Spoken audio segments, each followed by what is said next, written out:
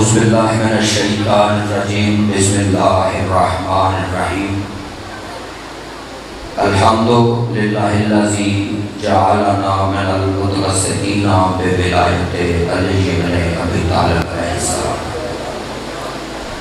اما بعد فقد قال اللہ تبارک و تعالی فی کتابہ المجید و خطابہ الحمید وهو اصدق الصادقین۔ بسم اللہ الرحمن الرحیم یا ایھا الذین آمنوا اتقوا اللہ وابتغوا الیہ الوسیلہ وجاہدوا فی سبیلہ لعلکم تفلحون۔ صلوات بر محمد و آل محمد۔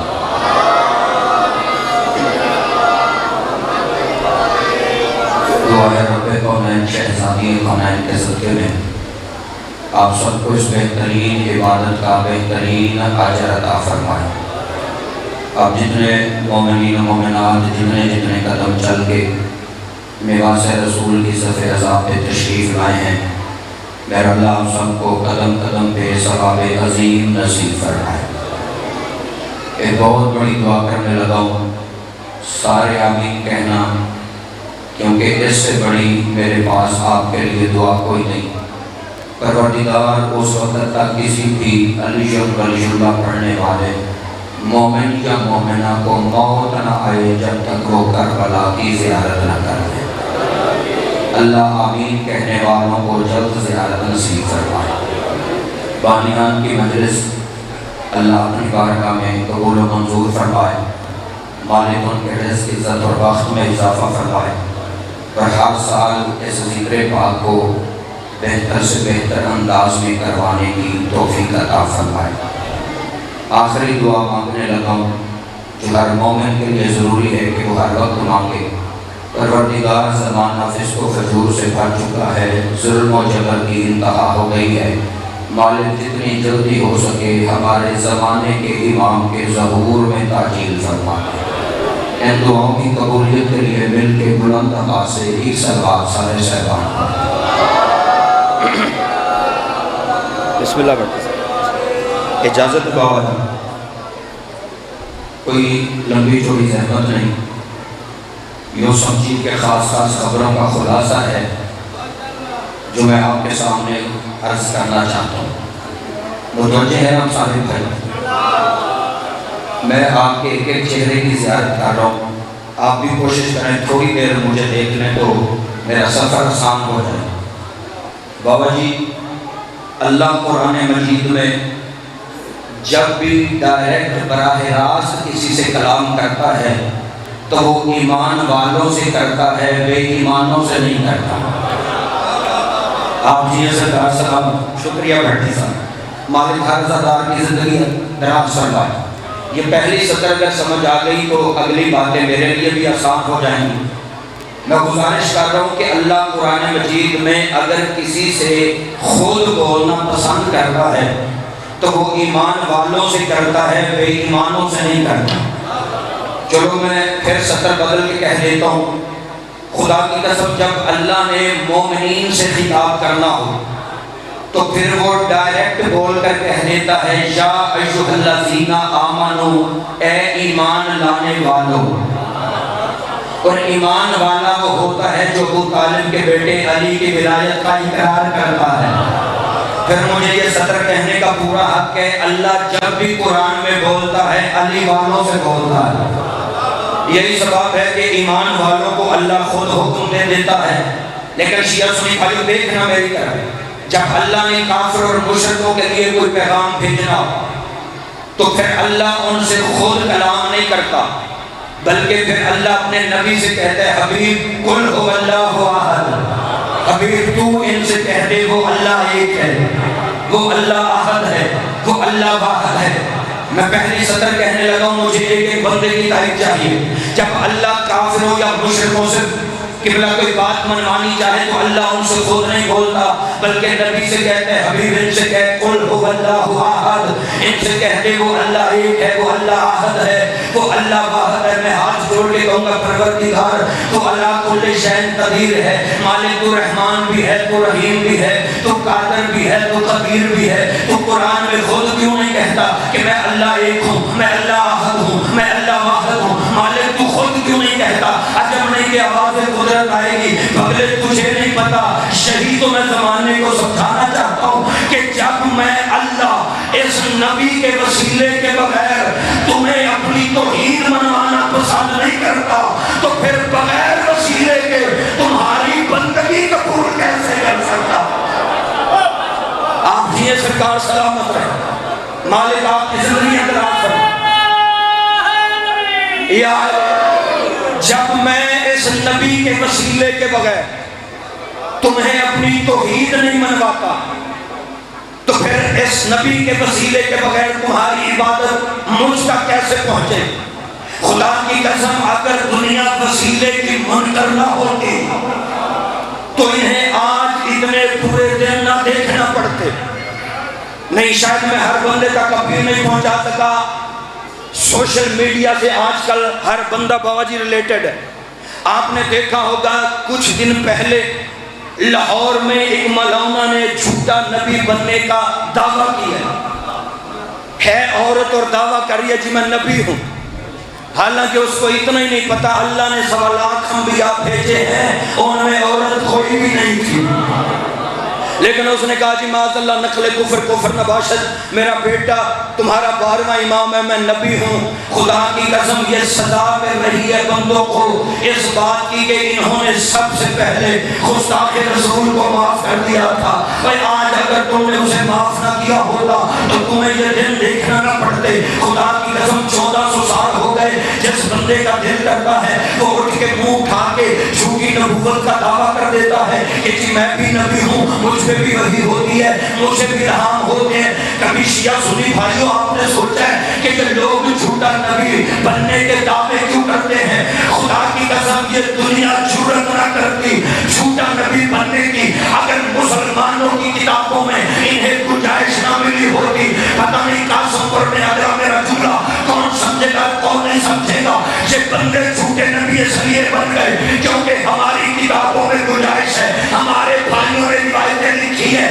انہوں نے حدیثیں لکھ دی کہ جی نبی نے کہا تھا کہ اگر میرے بعد نبی ہوتا تو وہ ہوتا، جب ہونا ہی نہیں پھر کیوں ہوتا؟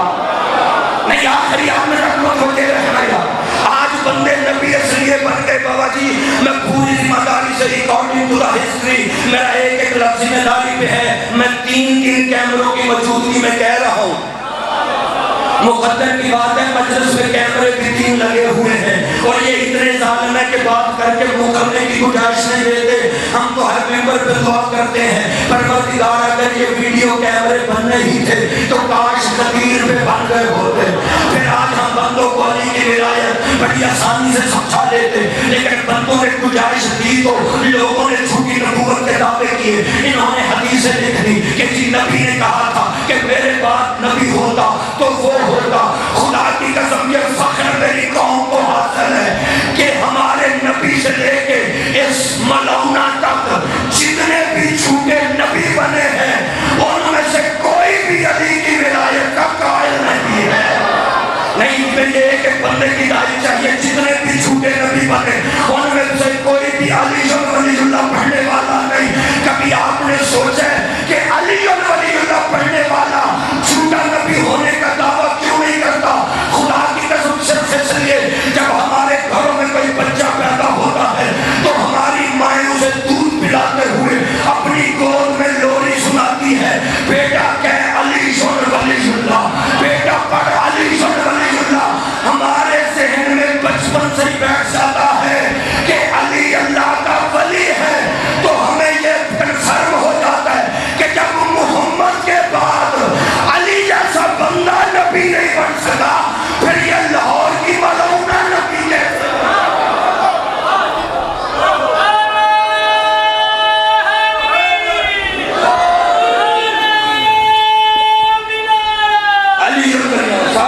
تائید فرمائیں۔ یہ فخر باجی ہماری، آپ جی سرکار سلامت، ہماری قوم کو حاصل ہے کہ ہم نے ہر دور میں ختم نبوت کا تحفظ کیا ہے۔ جو بزرگ بیٹھے ہو میری تائید فرمانا، میں نے تو یہ لٹریچر پڑھا ہے، آپ نے ہو سکتا ہے اپنی آنکھوں سے وہ واقعات دیکھیں۔ جب 1974 میں پرائم منسٹر وزیر اعظم ذوالفقار علی بھٹو کا دور تھا، ان کے دور میں مرزائیت بڑی عروج پہ تھی اور مسلمان غصے کی حالت میں ان کے گھر جلا رہے تھے۔ خدا کی قسم 1974 کی بات کر رہا ہوں، تصویر دکھانے لگا، جن بزرگوں کے ذہن میں یہ بات ہو کوئی میری تائید کرے، مرزائیوں کے گھر جلا جا رہے تھے۔ اس وقت مرزائیوں کے سربراہ مرزا ناصر نے پاکستان کے اخباروں میں اشتہار دیے تھے، اس نے چیلنج چھپوا دیا اخباروں، اور 3 دن عیسائیوں قبلہ 3 دن مرزائیوں کے سربراہ کا چیلنج اخباروں میں چھپتا رہا۔ اور چیلنج پتہ کیا تھا؟ مرزا ناصر نے یہ بات کہی تھی، اور مسلمانوں کے علماء ہمارے گھروں کو آگ نہ لگاؤ۔ شاید اسے پتا تھا آگ لگانا ان کی پرانی عادت ہے، نہیں سارے نام سمجھتے تھی۔ اس نے کہا تھا، مرزا ناصر نے پھٹی صاحب کہا تھا کہ ہمارے گھروں کو آگ نہ لگاؤ، ہمارے بچے یتیم نہ کرو، اگر تمہیں ختم نبوت پہ اتنا ناز ہے تو آؤ ہم مرزائیوں سے اسلام آباد کے اسمبلی ہال میں مناظرہ کرو، ہم مرزائی ثابت کریں کہ نبی کے بعد نبی بن جانے کی گنجائش ہے۔ خدا کی قسم تاریخ کے 3 دن مناظرے کے چیلنج چھپتے رہے، لیکن تیرے پورے ملک کے مولویوں میں ویسی ہی خاموشی تھی جیسی خندق میں تھی۔ جس بندے کے ذہن میں تاریخ ہے وہ میری بات کا لطف لے گا۔ جیسے بندے خندق میں چپ تھے، خدا کی قسم اگلی بات اتنی بڑی ہے، بندے اٹھ کے داد دیں، داد تھوڑی ہے میری 70 وزنی ہے، داد نہ دینا، دعا دے دینا، آپ کی دعا مل گئی، میرے سفر آسان ہو گئے۔ انہوں نے کہا ہم سے مناظرہ کرو، ٹی وی پہ آ کے 3 دن چیلنج چھپتے رہے، میری طرف متوجہ رہے سرکار، 3 دن بسم اللہ سرکار۔ میرے بعد بہت اچھا پڑھنے والے ہمارے ملک پاکستان کی وہ شخصیت جو کسی تعارف کی محتاج ہی نہیں، قبلہ ذاکر اہل بیت علی رضا کھوکھر صاحب، پاک بی بی ایسی ہستیوں کی ہمیشہ زندگی دراز فرما، بڑے عقیدے والے ذاکر ہیں۔ بس میں ان کے اور آپ کے درمیان زیادہ دیر حائل نہیں رہوں گا، لیکن جو گزارش کرنا چاہتا ہوں وہ پوری ہو جائے تو میں ممبر چھوڑ رہا ہوں، اجازت ہے میں صدر کہہ دوں۔ 3 دن مرزائیوں کے سربراہ کے چیلنج چھپتے رہے، بندے بالکل چپ ایسے تھے جیسے خندق میں لوگ چپ تھے۔ لیکن جب 3 دن گزر گئے، آخر تھوڑی سی غیرت آئی تو سارے پاکستان کے مولوی مل کے، اس دور کا ایک دنیا صحافت کا بہت بڑا نام تھا شورش کاشمیری صاحب، ایسا ہے یا نہیں؟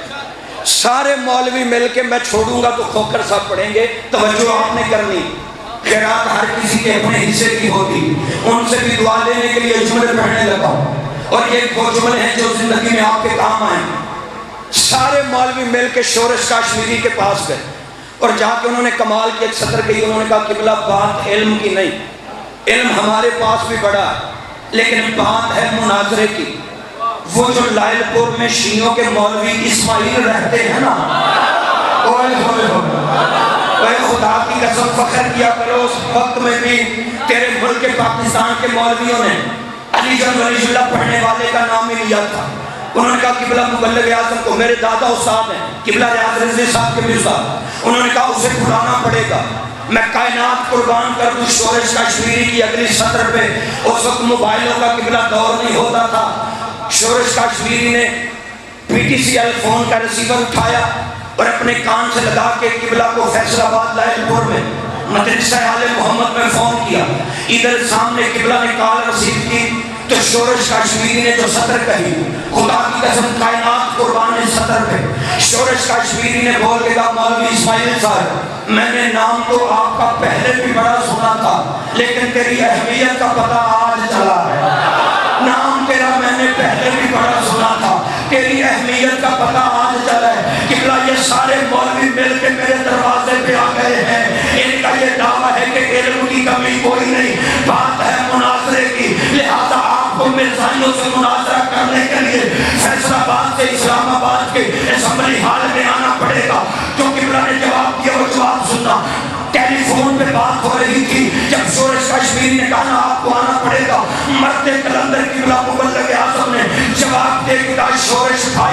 مجھے آنے سے انکار نہیں، میں آنکھوں کے پل چل کے آنے کے لیے تیار ہوں، کیونکہ یہ ختم نبوت کا مسئلہ تو میرے سردار کے سردار کی سرداری کا ہے، یہ ختم نبوت کا مسئلہ میرے سردار کی سرداری کا ہے۔ میں اسماعیل کون ہوتا ہوں نہ آنے والا، میں پلکوں کے پل چل کے آؤں گا، لیکن ٹیلی فون پہ نہیں، ان سارے مولویوں کو میرے شہر لیل پور میں میرے دروازے پر بھی بھیج دے، تاکہ میرے شہر والے بھی دیکھ لیں کہ جو کل تک وسیلے کے منکر تھے آج وسیلہ ڈھونڈنے پھر سلامت رہے سرکار والے زندگی دراز فرمائے۔ بس بڑی جلدی کر رہا ہوں، قبلہ پہنچے سارے مولوی مل کے، قبلہ مبلغ اعظم نے اپنے شاگردوں کو حکم دیا ٹرنک تیار کرو کتابوں، کتابیں پیک ہو گئیں، قبلہ اسلام آباد کے اسمبلی ہال میں پہنچ گئے۔ شیعہ سنی بھائیو فخر کیا کرو اپنی اس تاریخ پہ، ادھر اسلام آباد کے اسمبلی ہال میں پہلا قدم قبلہ مبلغ اعظم کا آیا۔ خدا کی قسم وہ مرزائیوں کا سربراہ جو نہ اٹھنے کی قسم اٹھا کے بیٹھا تھا، قبلہ مبلغ اعظم کو آتا دیکھ کے سب سے پہلے کرسی چھوڑ کے وہی اٹھا، سب سے پہلے کرسی چھوڑ کے اٹھا اور ہاتھ باندھ کے کہتا مولوی اسماعیل تو کتابیں لے کے کیوں آ گیا؟ قبلہ نے کہا کیوں تو نے مناظرے کا چیلنج دیا نہیں تھا، تو ٹی وی کی بات کرتا ہے، چل تو چاند پہ بھی جا کے مناظرہ کر دے، میں اسماعیل وہاں بھی ثابت کروں گا کہ محمد کے بعد نبی کوئی نہیں، علی اور اولاد علی کے بعد امام کوئی نہیں، نبی کے بعد نبی کوئی نہیں، علی اور اولاد علی کے بعد امام کوئی نہیں۔ قبلہ کا یہ جملہ کہنا تھا جب مرزا ناصر بول کے کہتا مولوی اسماعیل آپ کتابیں لے کے واپس چلے جائیں کیونکہ آپ کو غلط فہمی ہو گئی ہے، وہ ہم نے مناظرے کا چیلنج مسلمانوں کو دیا تھا، علی والوں کو نہیں دیا تھا۔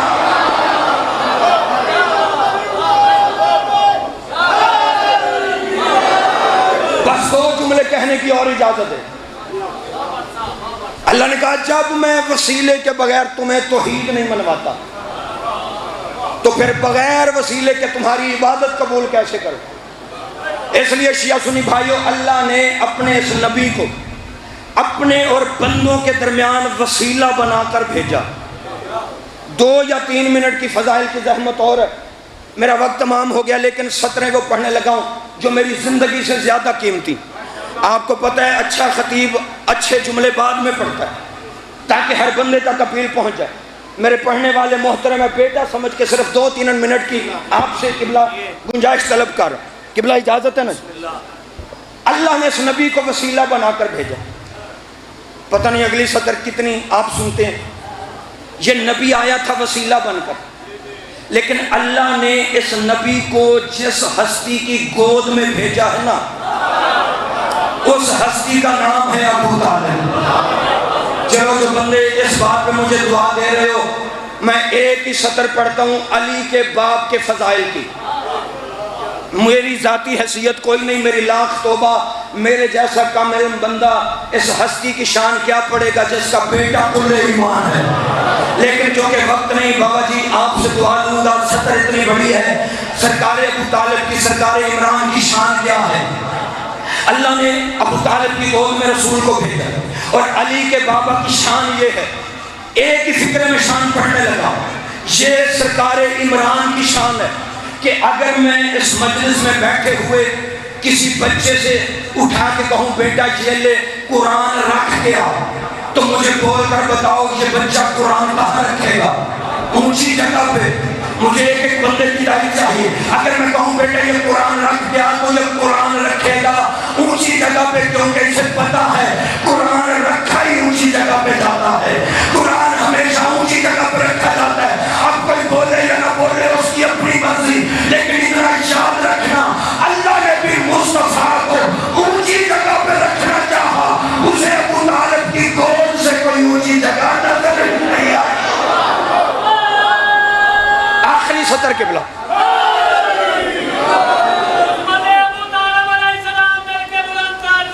اللہ دنیا کو پتہ ہی نہیں سرکار عمران کی شان کیا ہے۔ کسی شاعر نے کہا تھا رسول ڈال کے عمران کی پاک جھولی میں، چوتھی سطر میں فضائل کا پہاڑ ہے، رسول ڈال کے عمران کی پاک جھولی میں، کہا جلیل نے باطل کو برد کرتے ہیں، علی کے باپ امانت سنبھال کے رکھنا، ہم اپنا آپ تمہارے سپرد کرتے ہیں۔ آئے آئے 1 یا 1.5 منٹ کی زحمت ہو، آج جس بندے کو اپنے پنڈ میں کوئی نہیں پوچھتا، یہ باتیں پرانی ہو سکتی ہیں لیکن کام آنے والی، وہ بھی کہتا ہے جی علی کا باپ تو مسلمان ہی نہیں تھا۔ قبلہ مبلغ اعظم سے بھی ایک مولوی نے کہا تھا جی آپ بڑی ابو طالب کی شان پڑھتے ہیں، علی کے باپ نے تو کلمہ ہی نہیں پڑھا تھا، وہ تو مسلمان ہی نہیں تھے۔ قبلہ نے مسکرا کے کہا مولوی جی علی کے باپ کی بات کیا کرتے ہو، باپ تو بڑوں کے مسلمان نہیں تھے۔ قبلہ نے کہا آج تجھے پتہ ہے کہ علی کے باپ نے کلمہ نہیں پڑھا؟ کیا عرب کے کافر اور مشرکوں کو پتہ نہیں تھا؟ اس نے کہا کیا مطلب؟ قبلہ نے کہا مطلب میں بعد میں سمجھاؤں گا، پہلے کتابیں پڑھ گیا، میں آخری سطر کہہ رہا ہوں، پہلے کتابیں پڑھ گیا۔ قبلہ نے کہا تجھے پتہ ہے کہ علی کا باپ مسلمان نہیں تھا معاذ اللہ؟ کیا عرب کے تانا باز کافروں کو پتہ نہیں تھا؟ یار میری طرف متوجہ رہی، آنے جانے والے آتے رہیں گے۔ قبلہ نے کہا عرب کے کافر اتنا بڑا کینہ پرست اور تانا باز تھے کہ ان کی نظر میں جو کسی بندے میں عیب ہوتا تھا نا تو کافر اس کے سامنے کھڑے ہو کے کہہ دیتے تھے کہ تیرے گھر میں یہ فلاں فلاں عیب ہے۔ کافروں کی یہ نیچر تھی بابا جی کہ جس میں عیب ہوتا وہ سامنے کہتے تھے، کنڈ پیچھے گال نہیں سن کر دے، سامنے کہتے تھے کہ تجھ میں یہ ڈیفیکٹ ہے۔ چلو میں آسان کر دیتا ہوں، وہ واقعہ تو آپ کے ذہن میں ہوگا کہ جب ایک بہت بڑے رینک کا بندہ ہاتھوں میں تلوار لے کے، دل میں قتل محمد کا ارادہ لے کے، حالت کفر میں اسلام لانے سے پہلے گھر سے نکلا، مجھے اس بات ممبر کی قسم نام مجھے آتا ہے لینے، لیکن میں نے لینا کوئی نہیں، کیونکہ جن کا نام لینے سے جہاں جیل ہو جاتی ہے پھر اگلے جہاں خبریں کڑے پھاٹ کے لگنا پڑے۔ نام آپ کے ذہنوں میں، وہ بندہ تلوار لے کے، ہاتھوں میں تلوار، غصہ قبلہ چہرے پہ لے کے جا رہے تھے کہ یا راستے میں انہیں ایک بچپن کا دوست مل گیا، انہوں نے روکے کہا جناب جب سے آپ نے ہوش سنبھالا ہے آپ تو لڑائی جھگڑے کو ویسے ہی اچھا نہیں سمجھتے، بلکہ جہاں پہ کوئی جھگڑا ہو رہا ہو تو آپ وہاں سے دور چلے جانا پسند فرماتے ہیں، لیکن آج تلوار لے کے اتنے غصے میں کہاں جا رہے ہیں؟ اس نے کہا پیچھے ہٹ جا، آج میں مسلمانوں کے نبی کو قتل معذلہ کرنے جا رہا ہوں، آج میں نے چھوڑنا ہی نہیں۔ اللہ رحم کرے اس بندے پر جس نے رو کے کہا تھا اور اس کی طرف بعد میں جانا، پہلے اپنے گھر کی خبر لے۔ پہلے اپنے گھر کی خبر لے۔ آپ کی بہن بھی مسلمان ہو چکی ہے، بہنوئی بھی مسلمان ہو چکا ہے، اب چونکہ مسلمان ہونا کافروں کی نظر میں جرم تھا اس لیے اس نے تانا دے دیا۔ اس کا مطلب ہے کافروں کی ایک پرانی عادت تھی کہ جس میں وہ کوئی عیب دیکھتے تھے وہ اسے تانا دے دیتے تھے۔ ایک دن رات ابو طالب کے ایمان پہ شک کرنے والوں، آج کے بعد ابو طالب کے ایمان پہ ذرا سوچ کے بحث کرنا، کیونکہ یہ وہ ابو طالب ہے جس کے بیٹے علی نے اپنی زندگی میں کم از کم 80 جنگیں لڑی ہیں، اور ہر جنگ میں علی جس کافر کے سامنے بھی جاتے تھے جا کے ایک ہی جملہ کہتے تھے پہچان میں ابو طالب کا بیٹا علی ہوں، پہچان مجھے علی کہتے۔ اچھی بات ہے مسلمان ہو جا بھیا، مگر تیرے عقیدے کے مطابق علی کا باپ مسلمان نہ ہوتا تو پھر کسی کافر کو تو کہنا چاہیے تھا یا علی ہمیں مسلمان بعد میں کرنا، پہلے اپنے باپ کو کلمہ پڑھا کے آ۔